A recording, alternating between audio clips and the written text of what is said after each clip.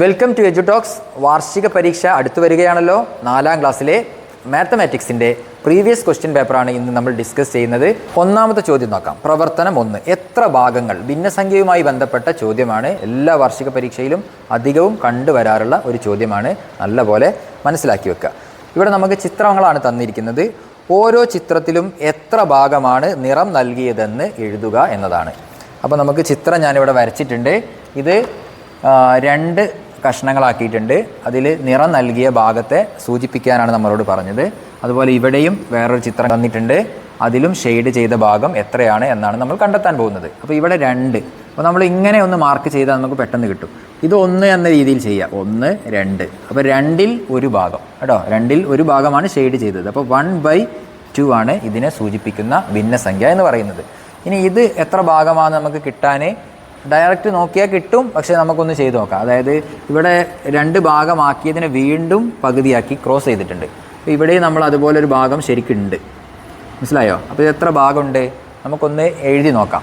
ഇത് ഷെയ്ഡ് ചെയ്തത് 1 എന്ന് കൊടുക്കുക നമ്മൾ. 1, 2, 3, 4. ഇതിലിപ്പോൾ എത്ര ഭാഗമാണ് ഷെയ്ഡ് ചെയ്തത്? ഈ 1 എന്ന് പറയുന്ന 1 ഭാഗം മാത്രമാണ് ഷെയ്ഡ് ചെയ്തത്. ആകെ എത്ര ഭാഗങ്ങളുണ്ട്? 4 ഭാഗങ്ങളുണ്ട്. അപ്പം 1/4 എന്നതാണ് ഇതിൻ്റെ ഭിന്നസംഖ്യാ രൂപം. ഇതിലടുത്ത ഉപചോദ്യമാണ്. നിർദ്ദേശങ്ങൾ അനുസരിച്ച് നിറം നൽകാനാണ് പറയുന്നത്. അപ്പോൾ ഒന്നാമത്തെ ചിത്രം ഇതാണ്. ഇതിൽ 3/4 ഷെയ്ഡ് ചെയ്യണം, അഥവാ നിറം നൽകണം. ഇതിൽ 1/2, അതായത് അരഭാഗം ഷെയ്ഡ് ചെയ്യണം. ഇത് 3/4 എന്ന് പറയുന്നത് 1/4 ഭാഗം നിറം നൽകണം എന്നാണ് പറയുന്നത്. അപ്പോൾ നമുക്ക് എങ്ങനെയാണ് ഇത് ഷെയ്ഡ് ചെയ്യുക? ഇതാകെ 4 ഭാഗമുണ്ട്. ഇതിൽ 3 ഭാഗം ഷെയ്ഡ് ചെയ്യണം. 3/4 ഷെയ്ഡ് ചെയ്യാൻ പോവുകയാണ്. അപ്പോൾ ആദ്യം ഞാൻ ഇതാണ് ഷെയ്ഡ് ചെയ്യുന്നത്. ഞാനിതാ ഇങ്ങനെ ഇങ്ങോട്ട് വരച്ച് ഇത് ഷെയ്ഡ് ചെയ്തു. ഇനി അടുത്ത ഭാഗമായി ഇതും ഷെയ്ഡ് ചെയ്യാൻ പോവുകയാണ്. അപ്പോൾ ഇതും കഴിഞ്ഞു. ഇനി ഇതും കൂടെ ഷെയ്ഡ് ചെയ്യുകയാണ്. അപ്പോൾ 3 ഭാഗം ഷെയ്ഡ് ചെയ്ത് കഴിഞ്ഞു. ഇനി ഒരു ഭാഗം ബാലൻസ് ഉണ്ട്. അപ്പം 3 ഭാഗം ഷെയ്ഡ് ചെയ്തു. ആകെയുള്ള ഭാഗങ്ങൾ 4 എണ്ണം. 4ൽ 3 ഭാഗം ഷെയ്ഡ് ചെയ്തു, അഥവാ കളർ നൽകി, നിറം നൽകി. ഇനി 1/2 ഷെയ്ഡ് ചെയ്യണം. ഇതിലാകെ 1/2 ആകെ 2 എണ്ണം അല്ലല്ലോ ഉള്ളതെന്ന് സംശയം ഉണ്ടാവും. അല്ല, 2 എണ്ണം വേണ്ട. ഇതിലാകെ ഉള്ളതിൻ്റെ പകുതി ഭാഗം നിറം നൽകണം. ഓക്കെ, ഇതിനെ 2 ഭാഗമാക്കിയാൽ അതിൻ്റെ പകുതി നിറം നൽകണം. അപ്പോൾ ഒന്നെങ്കിൽ നമുക്ക് ഈ ആകെ എത്ര കള്ളിയുണ്ട്? ഇത് 16 സമചതുരങ്ങളുണ്ട്. അപ്പോൾ അതിൽ പകുതി എന്ന് പറയുന്നത് 8 എണ്ണമാണ്. ഏതെങ്കിലും 8 എണ്ണം നിങ്ങൾ നിറം നൽകണം. ഒന്നെങ്കിൽ ഇവിടുന്ന് അങ്ങോട്ട് 8 എണ്ണം ചെയ്യുക, അല്ലെങ്കിൽ ഇവിടുത്തെ 8 എണ്ണം, അല്ലെങ്കിൽ താഴോട്ട്, അല്ലെങ്കിൽ ഇവിടുത്തെ ഇങ്ങോട്ട്, എങ്ങനെയെങ്കിലും ഒരു 8 എണ്ണം ഷെയ്ഡ് ചെയ്യുക. അപ്പോൾ ഞാൻ ഇവിടുന്ന് ഇങ്ങനെ മൊത്തമായിട്ട് ഇങ്ങനെ ഷെയ്ഡ് ചെയ്യാൻ പോവുകയാണ്. അപ്പോൾ ഇതിൻ്റെ പകുതി ഭാഗം ഞാൻ കളറ് കൊടുത്തിട്ടുണ്ട്. ഇനിയിപ്പോൾ ഇത് ഒരേ സ്ഥലത്തുള്ള 8 എണ്ണം തന്നെ ചെയ്യണം നിർബന്ധമൊന്നുമില്ല. അതായത് ഇപ്പോൾ അങ്ങനെ ഒരു ചോദ്യം വരികയാണെങ്കിൽ എന്ന രീതിയിലാണ് ഞാൻ പറയുന്നത്. ഇപ്പോൾ ഇവിടെ ഒന്ന് ചെയ്തു, ഒന്ന് ഇവിടെ ചെയ്തു, ഒന്ന് ഇവിടെ ചെയ്തു, അങ്ങനെ ഏതെങ്കിലും അവിടെ ഇവിടെയൊക്കെ ആയിട്ട് 8 എണ്ണം ചെയ്തിട്ട് അത് എത്രയാണെന്ന് ചോദിച്ചാലും ഇതുപോലെ തന്നെയാണെന്ത്, ആകെ എത്ര കള്ളിയുണ്ട് നോക്കുക, അതിൽ എത്ര കള്ളിയാണ് ചെയ്തതെന്ന് നോക്കുക. അതിൻ്റെ അനുപാതമാണ്, അതിൻ്റെ ഭിന്നസംഖ്യാ രൂപമാണ് നമ്മൾ എഴുതേണ്ടത്. ആ രീതിയിൽ നിങ്ങൾക്കത് ചെയ്യാം. അടുത്തത് ചിത്രത്തിലെ നിറം നൽകിയ ഭാഗത്തിന് യോജിച്ച സംഖ്യ കണ്ടെത്തി വരച്ച് ചേർക്കുക എന്നതാണ്. അപ്പോൾ ഒന്നാമത്തത് ഇതാണ്. നമ്മൾ നേരത്തെ ചെയ്തതുപോലെ ചെയ്യാം. 1, 2, 3, 4. അപ്പോൾ ഇതിൽ 4ൽ 3 ഭാഗം ഷെയ്ഡ് ചെയ്തിട്ടുണ്ട്. അപ്പോൾ 4ൽ 3 ഭാഗം എന്ന് പറയുന്നത് 1/4 ഭാഗത്തെ സൂചിപ്പിക്കുന്ന സംഖ്യ ഏതാണ് ഇതിൽ നോക്കുക. അപ്പം 3/4. അപ്പോൾ ഇതാണ് ഇതിൻ്റെ ഉത്തരം എന്ന് പറയുന്നത്. ഇനി ഇവിടുത്തെ രണ്ടാമത്തെ ചിത്രം എന്ന് പറയുന്നത് 1, 2, 3, 4, 5, 6. 6ൽ 3 ഭാഗം ഷെയ്ഡ് ചെയ്തിട്ടുണ്ട്. 6ൽ 3 ഭാഗം ഷെയ്ഡ് ചെയ്തിട്ടുണ്ട്, കളർ കൊടുത്തിട്ടുണ്ട്. അപ്പോൾ ശരിക്കും എത്ര ഇത് വരിക? 3/6 എന്നാണ്. ഇങ്ങനെ ഒരു സംഖ്യ ഇതിൽ കാണാനില്ല.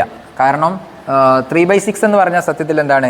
ഹാഫ് ഭാഗമാണ്. അപ്പോൾ അഥവാ അതിന് തുല്യമായതാണ് 1/2 എന്ന് പറയുന്നത്. അഥവാ 2ൽ 1 ഭാഗം, അഥവാ 6ൽ 3 ഭാഗം എന്ന് പറയുന്നത്. ഇപ്പോൾ ഈ കള്ളികളൊന്നും ഇതിൽ വരച്ചിട്ടില്ലെങ്കിൽ നേരെ പകുതിയാണിത്. പകുതി ഭാഗം എന്നതാണ് ഇതുകൊണ്ട് ഉദ്ദേശിക്കുന്നത്. 1/2. ഇങ്ങനെയും ചോദ്യം വരും. നമ്മൾ അതേ സംഖ്യ ഇവിടെ കാണണമെന്നില്ല. ഈ ആശയം മനസ്സിലാക്കിയിട്ട് അതിൻ്റെ ഭിന്നസംഖ്യ തന്നെ നമ്മൾ തിരഞ്ഞെടുക്കണം. രണ്ടാമത്തെ പ്രവർത്തനം നീളമളക്കാം എന്നതാണ്. മുത്തുമാല കോർക്കൽ മത്സരത്തിനായി 4 കുട്ടികൾക്ക് 2 മീറ്റർ 25 സെന്റിമീറ്റർ വീതം നീളമുള്ള ചരട് മുറിച്ചു നൽകി. 1 മീറ്റർ ചരട് ബാക്കി വന്നു എങ്കിൽ വാങ്ങിയ ചരടിന്റെ ആകെ നീളം എത്ര എന്നതാണ് ചോദ്യം. ഒരു കുട്ടി ഉപയോഗിച്ച ചരടിന്റെ നീളം എത്രയാണ്? അതാണ് ഒന്നാമത്തെ ചോദ്യമായിട്ട് പറയുന്നത്. ഒരു കുട്ടി ഉപയോഗിച്ചത് 2 മീറ്റർ 25 സെന്റിമീറ്റർ ചരടാണ് ഒരു കുട്ടി ഉപയോഗിച്ചത്. ഇതിൽ രണ്ടാമത്തെ കോളമായിട്ട് പറയുന്നത് ബാക്കി വന്ന ചരടിന്റെ നീളം. ബാക്കി വന്ന ചരടിന്റെ നീളം 1 മീറ്റർ ആണ് എന്ന് ഇവിടെ കൊടുത്തിട്ടുണ്ട്. അതാണ് രണ്ടാമത്തെ കോളത്തിൽ എഴുതേണ്ടത്. ഇനി അതിന്റെ താഴെ ഒരു കോളമുണ്ട്, ആകെ ചരടിന്റെ നീളം, അഥവാ 4 കുട്ടികൾക്കും കൂടെ ആകെ ലഭിച്ച ചരടിന്റെ നീളം. ഒരു കുട്ടിക്ക് ഇതാണെങ്കിൽ അടുത്തതും 2.25, മൂന്നാമത്തെ കുട്ടിക്കും 2.25, നാലാമത്തെ കുട്ടിക്കും 2.25. ഇത് 2 മീറ്റർ ആണ്, അതുപോലെ ഇത് സെന്റിമീറ്റർ ആണ്. ഇത് 4ഉം ആഡ് ചെയ്യാണ് വേണ്ടത്. അപ്പോൾ 4 എത്രയാണ്? 100 എന്ന് നമുക്ക് 100 സെന്റിമീറ്റർ ആണ്. അതുപോലെ ഇത് 8 മീറ്ററുമാണ്. 8 മീറ്ററും 100 സെന്റിമീറ്റർ. 100 സെന്റിമീറ്റർ എന്ന് പറയുന്നത് 1 മീറ്റർ ആണ്. അപ്പോൾ ഇതിനെ 1 മീറ്ററിലേക്ക് കൺവേർട്ട് ചെയ്യണം. അപ്പോൾ 9 മീറ്റർ ചരടാണ് ഉണ്ടായിരുന്നത്. പിന്നെ 1 മീറ്റർ ബാക്കിയുണ്ട്. അപ്പോൾ ബാക്കിയും കൂടെ ഇതിന് കൂടെ ആഡ് ചെയ്യണം, പ്ലസ് 1 മീറ്റർ. അപ്പോൾ ടോട്ടൽ ചരട് എന്ന് പറയുന്നത് 10 മീറ്റർ ആയിരുന്നു. ഇതിൽ 2.25 മീറ്റർ ഓരോരുത്തർക്ക് വീതിച്ചു കൊടുത്തു, ബാക്കി 1 മീറ്റർ ഉണ്ടായിരുന്നു. അങ്ങനെ ഇതെല്ലാം കൂടെ ആഡ് ചെയ്താൽ നമുക്ക് എന്ത് കിട്ടും? 10 മീറ്ററും അത് എന്ന് കിട്ടും. ഇനി അടുത്തത് വലിയ നീളത്തിന് ശരി അടയാളപ്പെടുത്തുക എന്നതാണ്. ഇവിടെ 3 അളവുകൾ കൊടുത്തിട്ടുണ്ട്. 135 സെന്റിമീറ്റർ, 1 മീറ്റർ 40 സെന്റിമീറ്റർ, 1370 മില്ലിമീറ്റർ. ഇതെല്ലാം ഏതെങ്കിലും ഒരു യൂണിറ്റിലേക്ക് മാറ്റിയാൽ നമുക്ക് പെട്ടെന്ന് ഉത്തരം കിട്ടും. അപ്പോൾ നമുക്കൊക്കെ സെന്റിമീറ്ററിലേക്ക് മാറ്റി നോക്കിയാലോ? അപ്പോൾ 135 സെന്റിമീറ്റർ ഇവിടെ തന്നിട്ടുണ്ട്, അത് അതുപോലെ എഴുതുക. 1 മീറ്ററും 40 സെന്റിമീറ്റർ എന്ന് പറഞ്ഞാൽ എത്രയാണ്? 1 മീറ്റർ എന്ന് പറയുന്നത് 100 സെന്റിമീറ്റർ ആണ്, പിന്നെ 40ഉം, അപ്പോൾ 140 സെന്റിമീറ്റർ ആണ് ഇത്. പിന്നെ അടുത്തത് 1370 മില്ലിമീറ്റർ ആണ്. 1000 മില്ലിമീറ്റർ ആണ് എന്ത്? 1 മീറ്റർ. 1 മീറ്റർ അഥവാ 100 സെന്റിമീറ്റർ. അപ്പോൾ 1370 എന്ന് പറയുമ്പോൾ 137 സെന്റിമീറ്റർ ആണ് ഇത്. അതാണ് 137 സെന്റിമീറ്റർ ആണ് 1370 മില്ലിമീറ്റർ എന്ന് പറയുന്നത്. അപ്പോൾ 3 അളവുകൾ കിട്ടി. ഇതിൽ വലുത് ഏതാണ്? നോക്കിയാൽ തന്നെ അറിയാം, 140 ആണ്. 140 സെന്റിമീറ്റർ അഥവാ 1 മീറ്റർ 40 സെന്റിമീറ്റർ എന്നതാണ് ഇതിലെ വലുത്. ഇതാണ് അടയാളപ്പെടുത്താൻ പറഞ്ഞത്. അടുത്തത് 6 മീറ്ററിന് തുല്യമായ അളവിന് ശരി അടയാളപ്പെടുത്തുക. ഇവിടെ കുറച്ച് അളവുകൾ തന്നിട്ടുണ്ട്. 450 സെന്റിമീറ്റർ, 150 മില്ലിമീറ്റർ. ഇവിടെ എല്ലാം നമുക്ക് സെന്റിമീറ്ററിലേക്ക് മാറ്റാം. 6 മീറ്റർ എന്ന് പറയുന്നത് എത്ര സെന്റിമീറ്റർ ആണ്? 1 മീറ്റർ എന്ന് പറയുന്നത് 1 മീറ്റർ സമം 100 സെന്റിമീറ്റർ ആണ്. അപ്പോൾ 6 മീറ്റർ എന്ന് പറയുന്നത് എത്രയായിരിക്കും? 600 സെന്റിമീറ്റർ ആണ് നമുക്ക് കിട്ടേണ്ടത്. ഈ തന്ന അളവുകളൊക്കെ നമ്മൾ സെന്റിമീറ്ററിലേക്ക് മാറ്റി നോക്കിയാലോ? ഒന്ന് 450 സെന്റിമീറ്റർ ഓൾറെഡി ഇവിടെ തന്നതാണ്. 450 പ്ലസ് സെന്റിമീറ്റർ ആയതുകൊണ്ട് ഞാൻ സെന്റിമീറ്റർ എഴുതുന്നില്ല, ഒക്കെ സെന്റിമീറ്ററിലേക്കാണ് മാറ്റുന്നത്. 150 മില്ലിമീറ്ററിനെ സെന്റിമീറ്ററിലേക്ക് മാറ്റുകയാണ്. അപ്പോൾ ഒരു സ്ഥാനം പിന്നോട്ടിട്ടാൽ മതി, അപ്പോൾ സെന്റിമീറ്റർ അളവ് കിട്ടും. 150 മില്ലിമീറ്റർ എന്ന് പറയുന്നത് ഒരു സ്ഥാനം മാറ്റി പോയിന്റ് ഇട്ട് കഴിഞ്ഞാൽ 15 എന്ന് കിട്ടും. 15 സെന്റിമീറ്റർ ആണിത്. അപ്പോൾ 450ഉം 15ഉം എന്നുള്ളത് നമുക്ക് അവസാനം ആഡ് ചെയ്യാം. ഇവിടെ നോക്കൂ, 460 സെന്റിമീറ്റർ ഇവിടെ തന്നിട്ടുണ്ട്. 460 പ്ലസ് എത്ര മില്ലിമീറ്റർ ആണ്?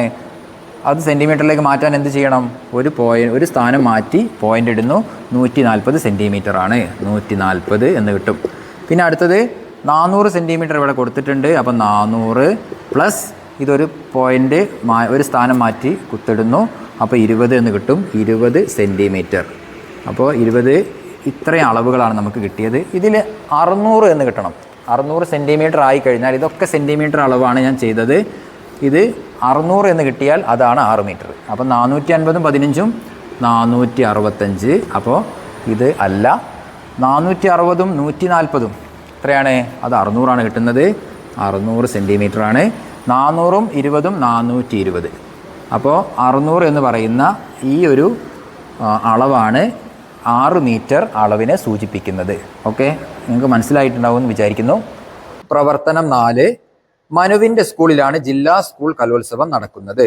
3ാം ക്ലാസ്സിലെ കുട്ടികളുടെ രക്ഷിതാക്കൾ ഒരു ദിവസത്തെ അരിയുടെയും ഇറച്ചിയുടെയും പണം നൽകാമെന്ന് പറഞ്ഞു. എങ്കിൽ പട്ടിക നോക്കി അവർ എത്ര രൂപ നൽകണമെന്ന് കണ്ടുപിടിക്കൂ എന്നതാണ്. പട്ടിക ഇവിടെ കൊടുത്തിട്ടുണ്ട്.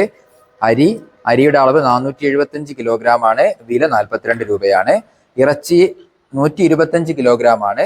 115 രൂപയാണ് വില. അപ്പോൾ ഓരോന്നിൻ്റെയും വില കണ്ടെത്തുക. ആകെ ആവശ്യമായ തുകയുമാണ് കണ്ടെത്തേണ്ടത്. അപ്പോൾ നമുക്ക് ആദ്യം അരിയുടെ വില കണ്ടെത്താം. 475 ഗ്രാമാണ് അരി ഉള്ളത്, കിലോഗ്രാം. അപ്പോൾ അതിൻ്റെ വില എന്ന് പറയുന്നത് കിലോഗ്രാമിന് 42 രൂപയാണ് കിലോഗ്രാമിന് പറയുന്നത്. അപ്പോൾ ഇത് ഗുണിക്കുകയാണ് വേണ്ടത്. ഇത് ഗുണിച്ചു കഴിഞ്ഞാൽ നമുക്ക് എന്ത് കിട്ടും? 19,950 രൂപ എന്ന് കിട്ടും. ഇനി അടുത്ത ഇറച്ചിയുടെ വില ഇതുപോലെ തന്നെ നമുക്ക് കണ്ടുപിടിക്കാം. ആകെ കിലോഗ്രാം എന്ന് പറയുന്നത് 125 കിലോഗ്രാം ആണ്. അതിനെ എന്തുകൊണ്ടാണ് ഗുണിക്കേണ്ടത്? ഒരു കിലോഗ്രാമിന്റെ വില എന്ന് പറയുന്നത് 115 രൂപയാണ്. അപ്പൊ 115 കൊണ്ടാണ് എന്ത് ചെയ്യേണ്ടത്? ഇതിനെ ഗുണിക്കേണ്ടത്. അപ്പൊ ഇതിന്റെ ആൻസർ എത്ര കിട്ടും? 14,375 എന്നാണ് ഇത് രണ്ടും ഇതിന്റെ ഗുണനമായിട്ട് നമുക്ക് കിട്ടുക. ഇപ്പൊ നമ്മൾ അരിയുടെയും ഇറച്ചിയുടെയും ആകെ വില കണ്ടെത്തി. അരിയുടെ വിലയാണ് ഇത്, ഇറച്ചിയുടെ വിലയാണ് ഇത്. ഇത് രണ്ടും കൂടെ ആഡ് ചെയ്യണം, അപ്പോഴാണ് ആകെ ഒരു ദിവസത്തെ ചെലവ് കിട്ടുക. അപ്പൊ ഇത് രണ്ടും കൂടെ ആഡ് ചെയ്യാണ് വേണ്ടത്. ഇതും ആഡ് ചെയ്യാം. അപ്പൊ നമുക്ക് എത്രയാണ് ആൻസർ കിട്ടുക?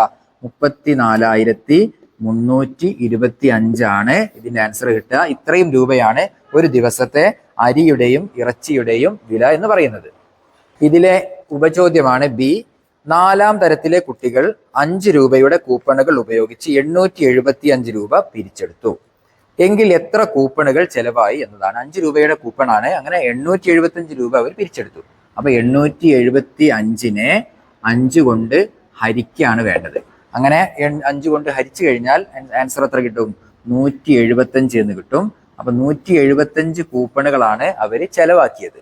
അതാണ് അതിന്റെ ആൻസർ. ഇതിലെ ഉപചോദ്യം സി. ഒരു ദിവസത്തെ പച്ചക്കറിയുടെ വില 4,600 രൂപ 8 കുട്ടികളുടെ രക്ഷിതാക്കൾ ചേർന്ന് തുല്യമായി നൽകും എങ്കിൽ ഒരാൾ എത്ര രൂപ വീതം നൽകണം എന്നാണ് ചോദ്യം. അഥവാ 4,600 രൂപ 8 ആളുകൾ കൂടിയിട്ടാണ് നൽകുന്നത്. അപ്പൊ 8 കൊണ്ട് അതിനെ ഡിവൈഡ് ചെയ്യണം. അപ്പൊ അതിന്റെ ആൻസർ എത്ര കിട്ടും? 4,600 രൂപയാണ് 8 ആളുകളാണ് ഇത് എടുക്കുന്നത്. അപ്പൊ 8 കൊണ്ട് ഹരിച്ചാൽ 575 എന്നാണ് ഇതിന്റെ ഉത്തരം കിട്ടുക. അപ്പൊ 575 രൂപയാണ് ഒരാള് എടുക്കേണ്ടത്. പ്രവർത്തനം 5. സംഖ്യകൾ എഴുതാം. സംഖ്യാ കാർഡുകൾ എഴുതി പ്രത്യേക രീതിയിൽ ക്രമീകരിച്ച് 15,000 എന്ന സംഖ്യയിലെത്താൻ അനൂപും ശ്രീകാന്തും മത്സരിക്കുന്നു. അവർ എഴുതാനുള്ള കളങ്ങളിലെ സംഖ്യകൾ ക്രമം നോക്കി കണ്ടെത്തി എഴുതുക. ഇവിടെ കൊടുത്തിട്ടുണ്ട് അവർ എഴുതാനുള്ള കളങ്ങൾ. അപ്പൊ ഇതിൽ 15,000-ലാണ് ഇവർക്ക് രണ്ടുപേർക്കും എത്തേണ്ടത്. അപ്പൊ നമ്മൾ ആദ്യം ഇതൊന്ന് നോക്കാം. 15,000 ഇത് 14,800 അപ്പൊ 200 ഇവിടുത്തെ വ്യത്യാസം. തൊട്ടടുത്ത സംഖ്യ നോക്കിയാൽ വ്യത്യാസം കിട്ടും. അപ്പൊ 200 കുറഞ്ഞു വരുന്നതായതുകൊണ്ട് നമുക്ക് ഇത് ആദ്യം കംപ്ലീറ്റ് ചെയ്യാം. 14,800 വീണ്ടും 15,000 200 കുറഞ്ഞപ്പോൾ 14,800 വീണ്ടും 200 കുറയുമ്പോൾ 14,600 എന്ന് കിട്ടും. പിന്നെ 14,400 എന്നായി മാറും. പിന്നെ 14,200 ആകും. പിന്നെ 14,000 എന്നാകും. വീണ്ടും 200 കുറയുമ്പോൾ 13,800 മാറും. അപ്പൊ ഇത് കണ്ടെത്താൻ വളരെ എളുപ്പത്തിൽ കഴിയും. കാരണം 200 കുറഞ്ഞു വരികയാണ്. ഇനി വീണ്ടും ഇപ്പുറത്ത് നോക്കൂ. ഇപ്പുറത്ത് കുറച്ച് റിസ്ക് ആണ്. കാരണം ഇതിന്റെ ഇടയിലൊന്നും തൊട്ടടുത്ത സംഖ്യയിലെ വ്യത്യാസം കാണാൻ നമുക്ക് പ്രയാസമാണ്, കഴിയില്ല. ഒന്നെങ്കിൽ ഇവിടുന്ന് ഇതുവരെയുള്ളതോ അല്ലെങ്കിൽ ഇവിടുന്ന് ഇതുവരെയുള്ളതോ കാണാം. നമുക്ക് ഇവിടുന്ന് ഇതുവരെയുള്ള ഒരു വ്യത്യാസം പരിശോധിക്കാം. ഇവിടുന്ന് 12,600 13,800 ഇതിന്റെ വ്യത്യാസം എന്ന് പറയുന്നത് ഇതിൽ നിന്ന് ഈ ചെറിയ സംഖ്യ കുറച്ചാൽ അതിന് വ്യത്യാസം കിട്ടും. 1,200 ഇതിന്റെ വ്യത്യാസം വരുന്നത്. നിങ്ങൾ കുറച്ച് നോക്കിയാൽ കിട്ടും. അപ്പൊ ഇതിൽ മനസ്സിലാക്കേണ്ടത് ഓരോ സംഖ്യയിലേക്കുള്ള വ്യത്യാസം അപ്പൊ എങ്ങനെയാണ് കണ്ടെത്തുക? ഇവിടെ നോക്കാം. ഇവിടെ ഇതിൽ നിന്നും തൊട്ടടുത്ത സംഖ്യയിലേക്കുള്ള വ്യത്യാസം, അതുപോലെ വീണ്ടും രണ്ടാമത്തെ സംഖ്യയിലേക്കുള്ള വ്യത്യാസം, മൂന്നാമത്തെ സംഖ്യയിലേക്കുള്ള വ്യത്യാസം, 3 വ്യത്യാസങ്ങൾ കൂടുമ്പോഴാണ് ഈ സംഖ്യ കിട്ടുന്നത്.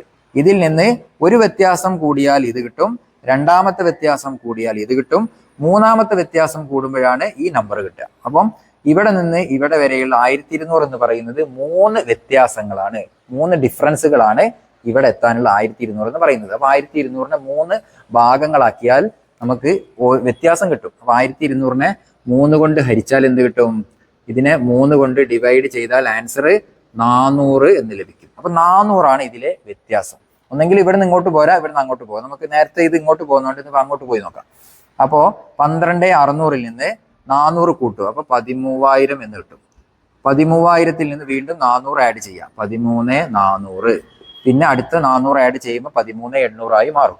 വീണ്ടും 14,200 എന്ന സംഖ്യയിലേക്ക് എത്തും. വീണ്ടും 400 ആഡ് ചെയ്താൽ 14,600 മാറും. 14,600 നിന്ന് വീണ്ടും 400 കൂട്ടിയാൽ 15,000 എന്ന് കിട്ടും. അപ്പോൾ ഇതില് നമുക്ക് കൺഫ്യൂഷൻ ഉണ്ടാക്കുന്നത് ഇതിന്റെ തൊട്ടടുത്ത സംഖ്യ തരാത്തത് കൊണ്ട് വ്യത്യാസം കാണാൻ നമുക്ക് പ്രയാസം വന്നു. അതിന് നമ്മൾ എന്ത് ചെയ്തു? ഇവിടുന്ന് ഈ മൂന്നാമത്തെ, അതായത് 1 കഴിഞ്ഞ് 2 1 2 3 വ്യത്യാസങ്ങൾ കൂടുമ്പോൾ കിട്ടിയ നമ്പർ നമുക്ക് തന്നപ്പോൾ ആ വ്യത്യാസത്തെ 3 ഭാഗങ്ങളാക്കിയപ്പോൾ നമുക്ക് എന്ത് കിട്ടി? വ്യത്യാസം കിട്ടി. ഇങ്ങനെയാണ് ഈ കണക്ക് ചെയ്യാം.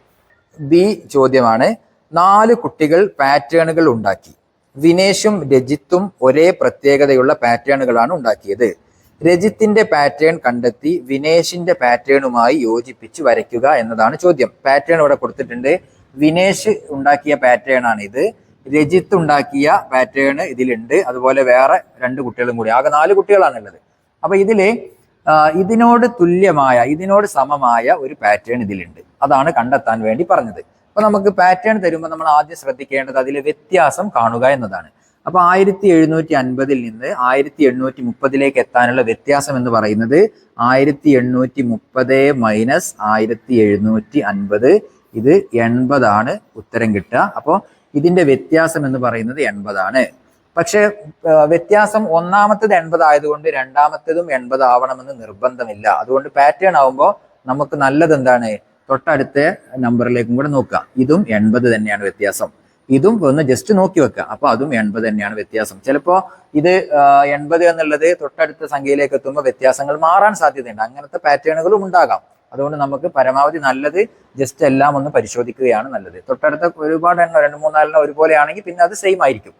ഏതായാലും 80 വ്യത്യാസം വരുന്ന ഒരു പാറ്റേൺ ഇതിലുണ്ട്. അതാണ് നമ്മൾ കണ്ടെത്താൻ പോകുന്നത്. അപ്പൊ നമുക്ക് പരിശോധിച്ച് നോക്കിയാലോ. ഓക്കെ, 1690 നിന്ന് 1750 വ്യത്യാസം ഞാൻ ഇതുപോലെയാണ് ചെയ്യുക. അത് ചെയ്യുന്നില്ല. വ്യത്യാസം എന്ന് പറയുന്നത് 60 ആണ്. 60 ആയതുകൊണ്ട് ഇനി അപ്പുറത്തേക്ക് നോക്കേണ്ട ആവശ്യമുണ്ടോ? ഇല്ല. കാരണം നമുക്ക് 80 കിട്ടിയ പാറ്റേണാണ് വേണ്ടത്. അപ്പൊ ഇത് വേണ്ട. അപ്പൊ ഇത് ഈ പാറ്റേൺ നമുക്ക് ആവശ്യമില്ല. ഇനി നമുക്ക് രണ്ടാമത്തെ പാറ്റേൺ നോക്കാം. 1040 നിന്ന് 1120 എത്രയാണ്? 80 ആണ് വ്യത്യാസം. അപ്പൊ ഇത് നമുക്ക് പ്രതീക്ഷയുള്ള, നമുക്ക് സാധ്യതയുള്ള ഒരു പാറ്റേൺ ആണ്. പക്ഷേ നമുക്ക് തൊട്ടടുത്ത സംഖ്യയും കൂടി ഒന്ന് പരിശോധിക്കാം.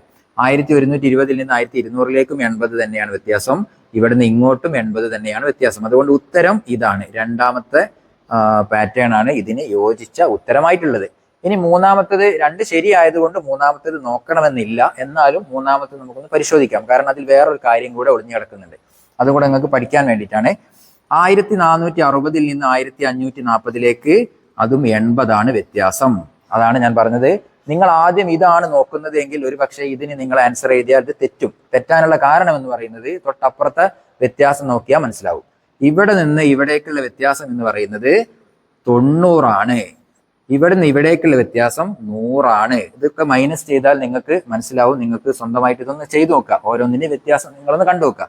അപ്പൊ ഈ 80, ആദ്യത്തെ 80 കാണുമ്പോൾ നമ്മൾ ആൻസർ ഇതാണെന്ന് വിചാരിച്ച് ചെയ്തു കഴിഞ്ഞാൽ അത് തെറ്റാണ്. കാരണം ഈ തൊട്ടപ്പുറത്ത് 90 ആണ് വരുന്നത്, പിന്നെ 100 ആണ് വരുന്നത്. അപ്പം ഇതിലെ പാറ്റേൺ എന്ന് പറയുന്നത് ഈ രണ്ടാമത്തതാണ്. ഓക്കെ, മനസ്സിലായല്ലോ. ഇതിലെ ഉപചോദ്യം സി, 125 വ്യത്യാസം വരത്തക്ക വിധം സംഖ്യകൾ എഴുതി പുതിയ ഒരു പാറ്റേൺ ഉണ്ടാക്കുക. അപ്പൊ 125 വ്യത്യാസം വരുന്ന ഒരു പാറ്റേൺ ആണ് ഉണ്ടാക്കേണ്ടത്. നമുക്ക് 125 ആണ് വ്യത്യാസം വരുന്നത്. ഒരു പാറ്റേൺ ജസ്റ്റ് 3 അക്ക സംഖ്യയാണെങ്കിൽ 125 തന്നെ ഉണ്ടാക്കാം. 125, പിന്നെ അടുത്ത പാറ്റേൺ എന്തായിരിക്കും? 125 കൂട്ടണം വീണ്ടും ഒരു 125, അപ്പം 250 എന്ന് വരും. അടുത്തത് 375 ആണ്, പിന്നെ 500 ആണ്. 4 സംഖ്യകളാണ് നമ്മൾ എഴുതാൻ പറഞ്ഞത്. ഇതിനി നിങ്ങൾ 1125 നിന്ന് തുടങ്ങുകയാണെങ്കിൽ അതിനനുസരിച്ച് കൂടും. അല്ലെങ്കിൽ ഒരു 900 എന്ന് വെച്ചിട്ട് തുടങ്ങുകയാണെങ്കിൽ 900 പ്ലസ് 125 ചെയ്യണം. അങ്ങനെ തൊട്ടടുത്ത നമ്പർ കിട്ടും. അങ്ങനെ 125 വ്യത്യാസം വരുന്ന ഒരു പാറ്റേൺ ആണ് തയ്യാറാക്കാൻ വേണ്ടി പറഞ്ഞത്. ഇതിലെ അവസാനത്തെ ഉപചോദ്യം ഡി ആണ്. 1, 3, 5, 7, 9 എന്ന സംഖ്യാശ്രേണിയിലെ 40ാമത്തെ സംഖ്യ 79 ആണ്. 50ാമത്തെ സംഖ്യ 99 ആണ്. എങ്കിൽ 80ാമത്തെ സംഖ്യ എത്രയായിരിക്കും എന്നാണ് ചോദ്യം. ഇത് വളരെ സിമ്പിൾ ആണ്. കാരണം എന്താ, 9ാമത്തെ അതായത് 40ാമത്തെ ഒറ്റ സംഖ്യയാണ് ചോദിക്കുന്നത്. ഇവിടുത്തെ ശ്രേണി എന്ന് പറയുന്നത് 1, 3, 5, 7, 9 ഒറ്റ സംഖ്യയുടെ പാറ്റേൺ ആണ്. അപ്പോ 40ാമത്തെ ഒറ്റ സംഖ്യ എങ്ങനെയാണ് കണ്ടെത്തുക? നമ്മൾ നേരത്തെ പഠിച്ചതാണ്. നമ്മൾ ഒറ്റ സംഖ്യയുടെയും ഇരട്ട സംഖ്യ എത്രാമത്തതാണ് എന്നൊക്കെ കാണുന്നതിൽ സംബന്ധിച്ച് ഒരു വീഡിയോ ചെയ്തിട്ടുണ്ട്. അതിന്റെ ലിങ്ക് താഴെ ഡിസ്ക്രിപ്ഷനിൽ കൊടുത്തിട്ടുണ്ട്. അത് കണ്ടാൽ നിങ്ങൾക്ക് ഒന്നുകൂടെ വ്യക്തമാവും. ഏതായാലും നമ്മൾ പറയാം, 40ാമത്തെ ഒറ്റ സംഖ്യയാണ് ചോദിക്കുന്നത്. നമുക്ക് തന്നത് 1, 3, 5, 7, 9 ആയതുകൊണ്ട് ഒറ്റ സംഖ്യയുടെ പാറ്റേൺ. 40ാമത്തെ ഒറ്റ സംഖ്യ എന്ന് പറയുന്നത് 40ന്റെ ഇരട്ടി എടുക്കുക. 40ന്റെ ഇരട്ടി എന്ന് പറയുന്നത് 40 ഗുണിക്കണം 2 ആണ്. 80 എടുക്കുക, അതിൽ നിന്ന് -1 സമം 79. അതാണ് നമ്മൾ ചോദ്യത്തിൽ പറഞ്ഞ 40ാമത്തെ സംഖ്യ 79 ആണ്. 50ാമത്തെ സംഖ്യ എന്ന് പറയുന്നത് 50ന്റെ നേരെ ഇരട്ടി എത്രയാണ്? 100. 100 - 1 സമം 99. അതാണ് നമ്മുടെ ചോദ്യത്തിൽ തന്നെ 99. അങ്ങനെയാണെങ്കിൽ 80ാമത്തെ ഒറ്റ സംഖ്യ എത്രയാണ്? അപ്പൊ 80 ഗുണിക്കണം 2, അപ്പൊ 160 എന്ന് കിട്ടും. അതിൽ നിന്ന് -1 കുറയ്ക്കുക, അപ്പൊ 159 എന്ന് കിട്ടും. ഇതാണ് ഈ ശ്രേണിയിലെ 80ാമത്തെ സംഖ്യ എന്ന് പറയുന്നത്. ആറാമത്തെ പ്രവർത്തനമാണ് ഇനി. സംഖ്യ എത്ര? 10,000, 1000, 100, 10, 1 എന്നിവ എഴുതിയ നറുക്കുകൾ ഉള്ള ബലൂൺ ടീച്ചർ ക്ലാസ്സിന് നടുവിൽ തൂക്കിയിട്ടു. ടീച്ചർ ബലൂൺ പൊട്ടിച്ചപ്പോൾ നറുക്കുകൾ ക്ലാസ്സിലേക്ക് ചിതറി വീണു. എല്ലാവരും നറുക്കുകൾ വാരിയെടുത്തു. ഓരോരുത്തർക്കും ലഭിച്ച നറുക്കുകൾ ചേർത്ത് തുകയായ സംഖ്യ എത്രയെന്ന് പറയാമോ? അപ്പോൾ 2 കുട്ടികളാണ് ഇവിടെ ചോദ്യത്തിൽ കൊടുത്തിരിക്കുന്നത്. ഒന്ന് അൽന, അടുത്തത് ചിദാന്. ഇവർക്ക് 2 പേർക്കും കിട്ടിയ നറുക്കുകളാണ് ഇവിടെ ഞാൻ എഴുതിയിരിക്കുന്നത്. ഞാനിവിടെ ആഡ് ചെയ്യാൻ സൗകര്യത്തിനാണ് ഇവിടെ എഴുതിയത്. അപ്പോൾ നമുക്കൊന്ന് കൂട്ടി നോക്കാം. അൽനക്ക് കിട്ടിയ കാർഡുകൾ കൂട്ടി നോക്കുമ്പോൾ 0, ഇവിടെ 2 എന്ന് കിട്ടും. അതുപോലെ അടുത്ത 1, പിന്നെ 1, 2, 3, പിന്നെ 1, 2, 1. 12,312 അൽനക്ക് കിട്ടിയ കാർഡുകളുടെ തുക എന്ന് പറയുന്നത്. ഇനി ചിദാന് കിട്ടിയത് ഇവിടെ വേറൊരു രീതിയിലാണ് കൊടുത്തത്. 1000ൻ്റെ 3 എണ്ണം കിട്ടിയിട്ടുണ്ട്. അപ്പോൾ ഇതെന്ത് ചെയ്യണം? 3000 എത്രയാണ്? 3000 അപ്പോൾ ഞാനിവിടെ എഴുതാൻ പോവുകയാണ് 3000 പ്ലസ്. ഇനി 100ൻ്റെ 4 എണ്ണം കിട്ടിയിട്ടുണ്ട്. അപ്പം 400 എന്ന് എഴുതുകയാണ്. 400. പിന്നെ 10ൻ്റെ 2 എണ്ണമാണ് കിട്ടിയത്. അപ്പോൾ എത്രയാണ്? 20. അപ്പോൾ 20 എന്ന് ഞാനിവിടെ എഴുതുന്നു. പിന്നെ 5ൻ്റെ 1, അപ്പോൾ 5. അപ്പോൾ ഇത് ആഡ് ചെയ്ത് നോക്കാം. 5, അതുപോലെ 2, 4, 3, 3425 എന്ന് കിട്ടും. അപ്പോൾ അൽനക്ക് കിട്ടിയത് 12,312, ചിദാന് കിട്ടിയത് 3425. ഉപചോദ്യം ബി ആണ്. എല്ലാവരും ലഭിച്ച സംഖ്യ നോട്ട് പുസ്തകത്തിൽ എഴുതി. അനുവിന്ദിന് ലഭിച്ച സംഖ്യ ചോദിച്ചപ്പോൾ അവൻ പറഞ്ഞത് നോക്കൂ. സംഖ്യ എത്രയാണ്? അവൻ പറഞ്ഞത് ഇങ്ങനെയാണ്: 120 നൂറുകളുണ്ട്, അതുപോലെ 154 പത്തുകളുണ്ട്, 25 ഒന്നുകളുമുണ്ട്. ഇതെത്രയാണ് സംഖ്യ? 120 നൂറുകൾ എന്ന് പറയുന്നത് 120 ഗുണിക്കണം 100. അപ്പോൾ ഇതിൻ്റെ ആൻസർ എന്ത് ചെയ്യുക? 120നോട് കൂടെ 2 0 കൂടെ ആഡ് ചെയ്താൽ മതി. അതുപോലെ 154 പത്തുകൾ എന്ന് പറയുമ്പോൾ 154 ഗുണിക്കണം 10. അപ്പോൾ 154നോട് കൂടെ ഒരു 10 കൂടെ ആഡ് ചെയ്താൽ മതി. ഒരു 0 കൂടെ ആഡ് ചെയ്താൽ മതി. ഇനി 25 ഒന്നുകൾ എന്ന് പറഞ്ഞാൽ 25 തന്നെയാണ്. 25 ഗുണിക്കണം 1 സമം 25 തന്നെയാണ്. ഞാനിവിടെ ആഡ് ചെയ്യാൻ തൊട്ടടുത്തേക്ക് എഴുതിയെന്ന് മാത്രം. ഇതിങ്ങനെയാണ് ചെയ്യുക. ഇനി നമുക്കത് കൂട്ടി നോക്കാം. 5, 6, 5, 3, 1 13,565 അനുവിന്ദിന് ലഭിച്ച നമ്പർ എന്ന് പറയുന്നത്, സംഖ്യ എന്ന് പറയുന്നത്. അപ്പോൾ അത് ഇങ്ങനെയാണ് അനുവിന്ദ് പറഞ്ഞത്. നമ്മളത് കണ്ടെത്തുന്നതിന് വേണ്ടി ഈ രീതിയിൽ ചെയ്തു. ഇതിൽ അവസാനത്തെ ചോദ്യം: ആയിഷയ്ക്ക് ലഭിച്ച സംഖ്യ 12,467 ആണെങ്കിൽ അത് എങ്ങനെയെല്ലാം എഴുതാം? അപ്പോൾ സംഖ്യയുടെ വ്യത്യസ്ത രീതിയിൽ എഴുതുന്നത് എങ്ങനെയാണെന്ന് നോക്കാം. സംഖ്യ ഇവിടെ എഴുതിയിട്ടുണ്ട് 12,467. അപ്പോൾ 12,467 ഒന്നുകളുണ്ട് എന്ന് നമുക്ക് പറയാം. അല്ലെങ്കിൽ നമുക്ക് എന്ത് ചെയ്യാം? ഒന്നുകളും പത്തുകളുമാക്കിയിട്ട് പറയാം. എങ്ങനെയാണ് പത്തുകളാക്കി പറയാം? ആദ്യം പത്തുകൾ പറയാം. ഇതിൽ 10ൻ്റെ സ്ഥാനത്ത് വരുന്ന സംഖ്യ 6 ആണ്. 6 അല്ലേ? അപ്പോൾ 1246 പത്തുകളും 7 ഒന്നുകളാണ് ഉണ്ടാവുക. അപ്പോൾ നമുക്ക് അങ്ങനെ തന്നെ എഴുതാം. 1246 പത്തുകൾ, അതുപോലെ 7 ഒന്നുകൾ. ഇങ്ങനെ നമുക്ക് ഒരു രീതിയിൽ എഴുതാം. ഇനി ഇത് കഴിഞ്ഞാൽ വീണ്ടും ഇവിടെ 2 രീതിയും കൂടെ എഴുതണം. ഇപ്പോൾ 10ഉം 1ഉം വരുന്നത് എഴുതി. ഇനി 100, 10, 1 അങ്ങനെ എഴുതി നോക്കാം. നമുക്കൊരു ഓർഡറിൽ എഴുതിയാലാണ് നമുക്കിത് ഫുള്ള് എഴുതാൻ കഴിയുള്ളൂ. ഏതൊക്കെ എഴുതിയത് എഴുതാത്തതെന്ന് അറിയാൻ വേണ്ടിയിട്ടാണ്. അപ്പോൾ ഇതിൽ 100ൻ്റെ സ്ഥാനത്തുള്ള സംഖ്യ ഏതാണ്? ഒറ്റ, 10, 100. 4 100ൻ്റെ സ്ഥാനത്തുള്ളത്. അപ്പോൾ 124 നൂറുകൾ ഇതിലുണ്ടാകും. 124 നൂറുകൾ. അതുപോലെ ഇനി 6 പത്തുകളും 7 ഒന്നുകളുമുണ്ട്. 6 പത്തുകൾ, 7 ഒന്നുകൾ. ഇങ്ങനെ എഴുതിയാൽ ഇത് വേറെ മറ്റൊരു രീതിയിൽ ഇങ്ങനെ എഴുതാം. ഇനി നമ്മൾ നേരെ 1000, 100, 10, 1 ആ രീതിയിൽ എഴുതി നോക്കിയാലോ?